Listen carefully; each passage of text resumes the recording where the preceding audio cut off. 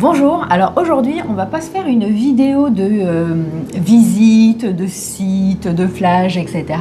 Je vais faire juste une petite vidéo pour vous expliquer comment je m'organise au quotidien ici pour à la fois travailler et aussi profiter de la découverte du Mexique, de tout ce que voilà, de tout ce qui m'enthousiasme ici, etc.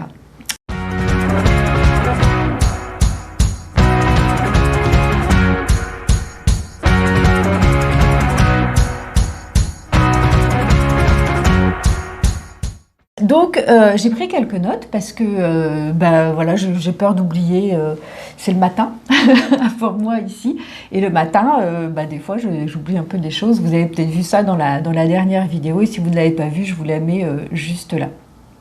Alors en général, je me lève tôt. Alors je me lève tôt si j'ai bien dormi, si j'ai pas eu d'insomnie, vous le savez peut-être si vous me suivez. D'ailleurs, je fais des vidéos sur la ménopause, etc. parce que je vis une ménopause compliquée, avec beaucoup bouffées de chaleur, et vraiment ici avec la chaleur c'est très compliqué, et je fais aussi pas mal d'insomnie. Alors voilà, des insomnies de milieu de nuit qui me tiennent éveillée pendant 1 à 2 heures. Donc si je n'ai pas fait d'insomnie, je me réveille vers 6h30, 7h, assez naturellement, avec le lever du soleil, parce que ici, enfin en tout cas dans la chambre où je suis et dans toutes les chambres que j'ai faites jusqu'à maintenant, il n'y a pas de volet, il n'y a pas d'occultation du tout du jour. Alors moi j'ai un... Heureusement, parce que moi je ne peux dormir que dans la nuit noire, et le jour me réveille assez rapidement, mais j'ai un bandeau, vous savez, pour dormir, et des boules qui est encore heureux, parce que vu le bruit qu'il y a toute la nuit, heureusement. Donc du coup, voilà, si j'ai pas fait d'insomnie, je me réveille vers 6h30, 7h. Si j'ai fait une insomnie, généralement je me réveille un petit peu plus tard, vers on va dire 8h30. Il m'est même arrivé de me lever à 9h, et c'est pas une grasse mat, hein, c'est que souvent j'ai entre 3h et 6h, j'ai pas du tout dormi. Bon. Alors ce que je fais toujours, mais ça c'est toujours que je sois ici ou ailleurs, la première chose que je fais, c'est que je vais boire un grand verre d'eau tout en lisant pendant 10 minutes, un quart d'heure. Alors c'est toujours le matin, ce que je lis, c'est toujours un essai.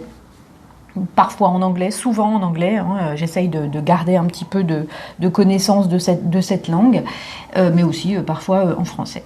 Après, je vais me faire un café, voilà, le premier de la journée et pas le dernier, et je vais écrire dans mon journal de bord. Alors ça, c'est quelque chose que je fais, pareil, depuis ça fait des années et des années que j'écris tous les matins dans mon journal de bord pendant à peu près 10 minutes, un quart d'heure.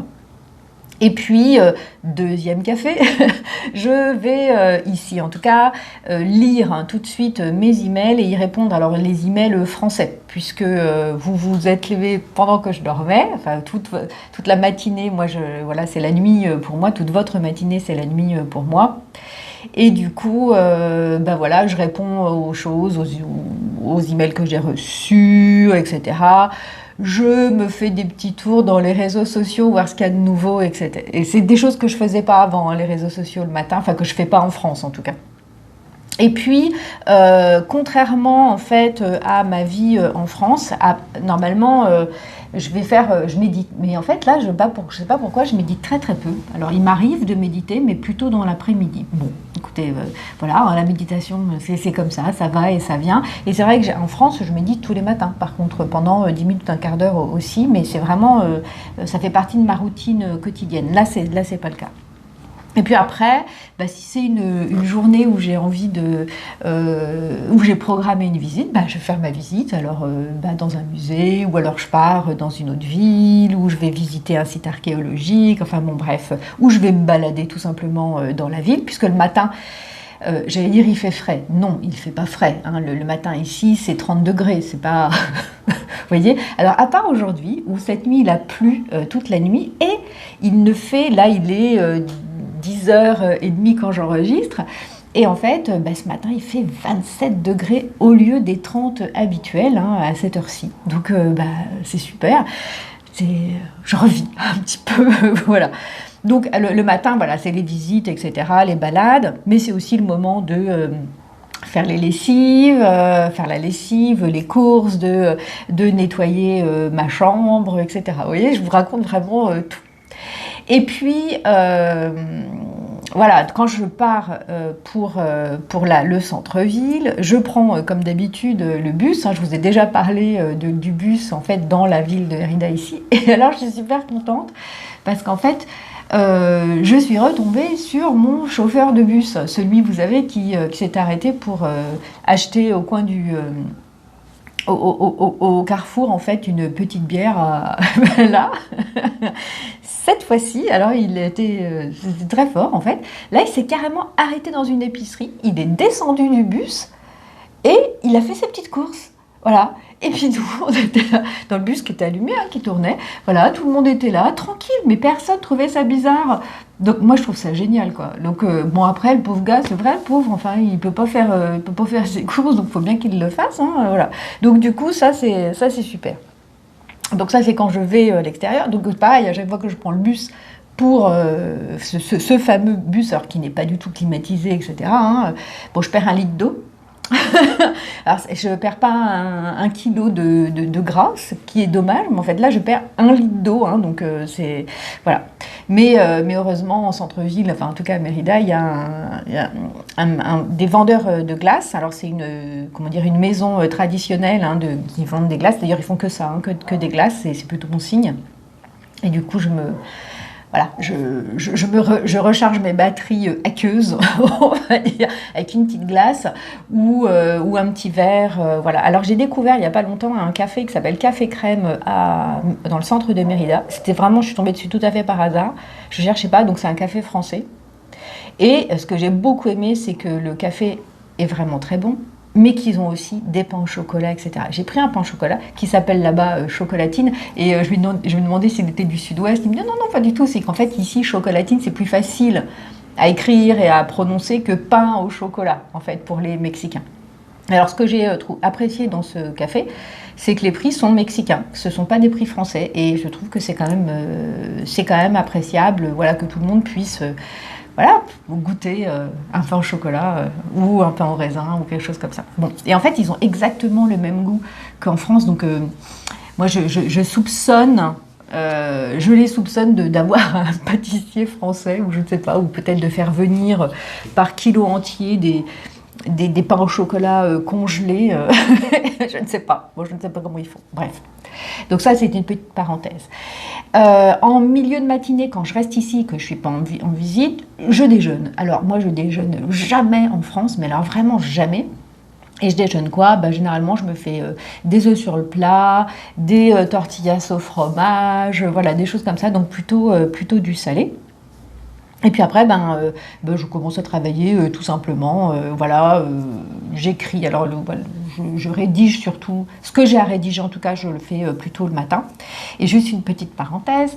Là, je suis sur un super projet. J'ai bientôt fini de créer mon propre jeu de cartes projectives. Alors, si vous ne savez pas du tout ce que c'est que les cartes projectives, je vais vous mettre dans la barre d'infos, enfin, dans la barre d'infos, je vous appelle, enfin, bon, bref, tout en dessous, un lien vers un article que j'ai écrit sur les cartes projectives, qui ne sont pas une méthode d'oracle, mais une méthode qui permet d'avancer. Donc là, j'ai créé un jeu. Donc toutes les cartes sont écrites. Je suis en train d'écrire le livret avec des exemples de tirage quand on est tout seul, des exemples de tirage quand on est coach, par exemple, et qu'on l'utilise dans sa pratique. Moi, je l'utilise généralement, c'est la première phase d'un coaching, en fait. La première séance se fait avec avec des jeux de cartes qui ne sont pas les miens, mais là ça va être avec le mien. Et puis j'ai donné un exemple aussi parce que c'est une technique, les cartes projectives, que j'ai beaucoup utilisée moi en groupe, notamment sur des choses de résolution de problèmes. Donc je donne un exemple, voilà, quand je dis en groupe, ça peut être dans une équipe de travail, ça peut être une famille, ça peut être une association qui a une problématique particulière, etc. Et donc je donne la technique pour l'utiliser aussi en équipe. Et donc ce jeu est bientôt fini, et j'ai un copain graphiste que j'ai engagé, voilà, et qui est en train de se charger actuellement de créer les cartes Alors pas concrètement, mais enfin de faire les dessins, tout ça, il va faire la mise en page du petit livret et tout ça. Et donc ce sera disponible bientôt. Très bientôt, d'ici un mois ou deux. Et en fait, je ferai un financement participatif avec une précommande, etc., pour que vous puissiez vous procurer ce jeu, qui est génial. Et puis, je ferai aussi des petits cours, enfin, bon, j'y reviendrai plus tard. Donc ça, c'est voilà, une partie de rédaction, donc voilà. Et puis aussi, je rédige des articles tout simplement pour mon blog, mes newsletters, etc. Donc le travail de rédaction, c'est surtout le matin. Alors l'après-midi, toujours du travail. Alors quand je peux, je fais du coaching en ligne, donc ça va être plutôt en fin d'après-midi pour moi, pour que vous, pas en fin d'après-midi justement, en début d'après-midi pour moi, pour que ce ne soit pas trop tard pour les gens qui sont en France. Je fais tout ce qui est aussi montage, audio, vidéo, etc. Et puis si j'ai fait une visite le matin, par exemple, que je suis crevée, je vais me faire une petite sieste, je vais lire, voilà. Et en fin d'après-midi, je vais me faire en fait un gros bol de fruits frais. C'est une collation. Alors que je sais pas quelque chose. Vous voyez, en termes de rythme, au niveau alimentaire, c'est pas du tout ce que je fais en France. En fait, ça ressemble pas du tout à ça. Donc alors, ce que je mets comme fruits, alors de la mangue, de la pomme, de la banane, du pitaya, qu'est-ce qu'il y a d'autre, du raisin, enfin bon, tout ça. Et puis je mets un petit jus de fruits, un petit jus de citron vert, et c'est comme ça. Bon, bref. Donc en fin d'après-midi, s'il ne fait pas trop chaud, je monte sur le toit ou je descends dans le patio pour me faire une bonne séance de lecture. C'est histoire de prendre un peu l'air, etc. Avant de rentrer dans la chambre, parce que dans la chambre il fait chaud et j'essaie de pas mettre la clim la journée, je la mets que dans la nuit en fait pour pouvoir dormir, parce que moi je peux pas du tout dormir, donc du coup voilà. Et puis le soir je vais préparer à manger. Voilà, alors ce que je mange, c'est généralement, ça ressemble un peu à ce que je fais en France, hein. Alors, c'est soit du riz, soit des pâtes. Bon, en France, c'est quand même beaucoup plus varié, puisque je fais on va dire, des légumes secs, hein. Généralement, mais ici, j'ai rien pour cuisiner des légumes secs, donc je ne fais pas de légumes secs. Et je fais plutôt des légumes revenus à la poêle avec du riz ou des pâtes. Et puis c'est tout, parce qu'ici le fromage j'ai exclu. Quand je vous dis que je me fais des tortillas au fromage, le fromage c'est pas du fromage, hein. On est d'accord, c'est des choses en carré, vous savez, qui fondent. C'est pas... Bref. Mais bientôt je vais me payer un déjeuner au café crème qui vend du fromage justement. Et j'ai envie de... ça commence à me manquer un mois sans fromage, un peu plus d'un mois même maintenant sans fromage, et moi j'adore le fromage quand même. Bon bref. Et puis après dîner, je prépare ma journée du lendemain, c'est-à-dire qu'en gros je la programme, j'écris tout ce que j'ai à faire, si j'ai des rendez-vous, si j'ai des visites prévues, etc. Et puis je regarde les infos. Voilà, alors les infos françaises, alors c'est vraiment, je rigole parce que moi je regarde mais jamais les infos quand je suis en France. J'ai d'autres modes pour m'informer de l'actualité et tout ça, mais là bizarrement, j'ai vraiment envie de savoir ce qui se passe en France, de savoir aussi, je suis avide d'avoir des nouvelles de mes amis, etc., pour savoir ce qu'ils vivent. C'est vraiment d'être loin comme ça de chez soi et seul. Ça donne envie d'avoir un lien plus ténu avec son pays d'origine, mais aussi avec ses amis. Et du coup, moi, mes amis ne comprennent pas trop ça, je pense, puisque, à part un ou deux, il y en a très très peu qui me contactent, qui peut-être parce qu'ils ont l'impression que je vis des choses géniales et que j'ai pas besoin d'avoir de leurs nouvelles. Alors eux, ils ont des nouvelles de moi parce que je fais ces vidéos-là et que certains les regardent quand même, certains et certaines les regardent, mais eux m'en donnent très peu d'eux. Et moi, ça me manque, donc bon, avis à la population, si jamais vous avez envie de me donner des nouvelles, écrivez-moi. Voilà. Ou alors on s'appelle sur WhatsApp, même pas longtemps, vous voyez, ça me ferait vraiment plaisir. Je dis comme ça, enfin bon, bref. N'oubliez pas, vous êtes entouré de votre quotidien et moi je suis seule à l'autre bout du monde, dans un pays où je ne parle pas la langue, quoi. Donc, bon, bref, ceux et celles qui ont déjà vécu ce que je vis, généralement me contactent, hein, parce qu'ils savent que, voilà, bon, bref. Et puis, le soir, avant de me coucher, je regarde une petite série en français. Oui, avant de me coucher, non, l'espagnol, non merci. C'est pas que, voilà, c'est-à-dire faire un effort intellectuel avant de se coucher, non. Et alors, j'ai découvert, alors c'est une parenthèse, mais bon, bref, j'ai découvert une série géniale sur un gars génial que je ne connaissais pas, enfin, si, je connaissais de nom. J'avais déjà écouté quelques morceaux, parce que c'est un musicien, enfin, un chanteur, un rappeur, etc. Mais je ne connaissais pas du tout le personnage et je ne connaissais pas du tout son univers. Et ça fait quelques années, c'était des stagiaires à moi. Alors Médéric et Alexandre, si vous me regardez, je parle de vous. Médéric notamment m'avait dit « Ah, Marie, tu devrais absolument écouter les paroles d'Orelsan parce qu'il écrit des choses super et je suis sûre que ça te plairait. » Et puis à l'époque, ça ne m'est pas rentré là, sorti là, parce que j'avais oublié entre-temps. Et puis une copine à moi m'a dit ça il n'y a pas longtemps, etc. Et en fait, j'ai commencé à écouter il y a quelques mois. Alors moi, j'écoute très peu de rap, en fait. Je suis d'une génération, enfin, c'est pas une question de génération, parce que voilà, moi aussi, j'ai écouté un peu de NTM, un peu d'IAM, un peu de choses comme ça. J'ai adoré, et j'adore toujours Erwan, notamment, hein, si vous connaissez, donc voilà. Et son album concept Silence Radio, ouais, ça doit être ça. Et donc du coup, voilà, mais je suis plutôt du côté rock de la force, moi, et pas du côté rap, enfin rock, grunge et tout ça, hein, dans les années 90, et vraiment, là, je suis tombée dedans, quoi.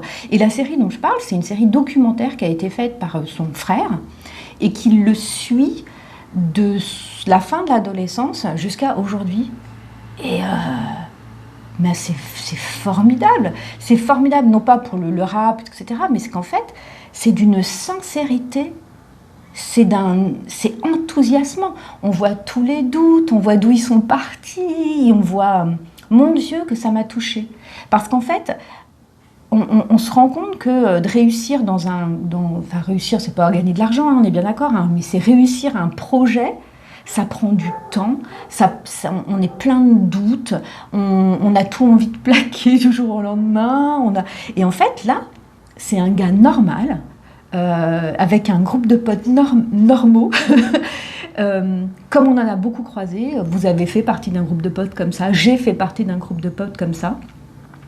Sauf que eux, c'est pas sauf que, hein, parmi les groupes de potes que j'ai eus, je pense qu'il y en a plein qui ont réussi des tas de choses dans leur vie, mais là, c'était vraiment... ils avaient tout pour échouer, y compris une certaine, tendance à la procrastination, etc. Et en fait, ils ont réussi, ils sont restés encore ensemble.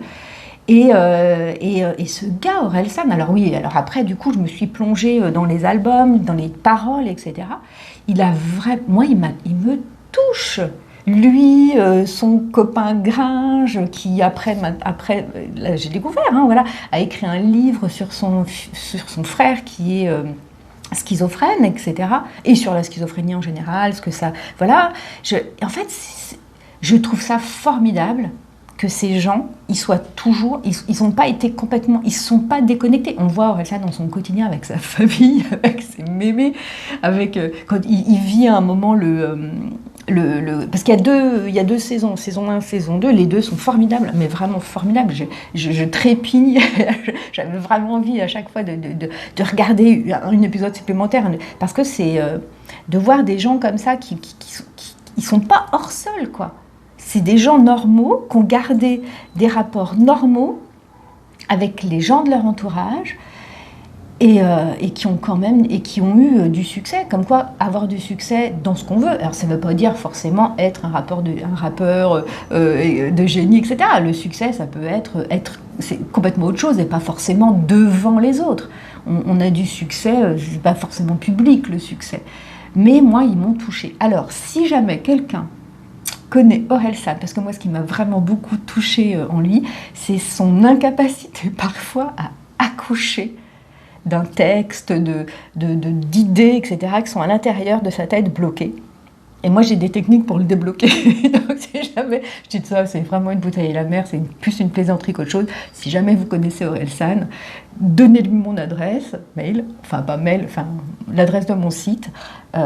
Voilà, j'ai envie de l'aider. Et ce gars, enfin, j'ai envie de l'aider, mais je dis n'importe quoi. À la vigue, à la tête comme un melon. Enfin bon, bref, vous avez compris.